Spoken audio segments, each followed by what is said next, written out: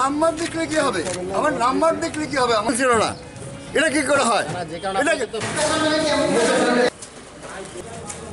খুলতেই ভাঙা পেলাম। গাড়ির যে লকগুলি থাকার কথা ছিল, লক ছিল না। এবং আমি তারপর অবজেকশন দিলাম যে না, আমরা দেখবো না, আমরা কংগ্রেস করবো, বিট্রে করবো, আমরা এটাতে থাকবোই না। পরে একজন কমিশন থেকেই কেউ আমাকে বললো যে দেখুন ভেতরে ভাঙা কিনা। দিয়ে ভেতরে দেখলাম আমি 3-4টে মাত্র বক্স গেল, তার থেকে দুটোই ভাঙা, লক নেই। সুতরাং এই অবস্থায় আমাদের ঘোটালা যে হচ্ছে সেটা স্পষ্ট বোঝা গেল।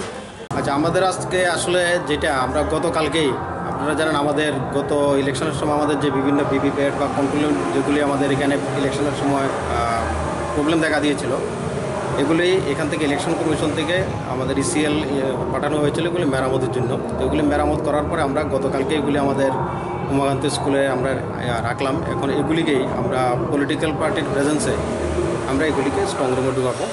তার মধ্যে আমরা যেটা আনলাম, আমাদের ভিপি প্যাট আছে ধরুন 4640, কন্ট্রোল ইউনিট 2110, আর আমাদের ব্যালট ইউনিট হলো 1210। যেগুলি আমরা ইসিএল থেকে পেয়েছি, এগুলিকে আজকে আমরা এখানে স্ট্রং রুমে রাখবো আমরা।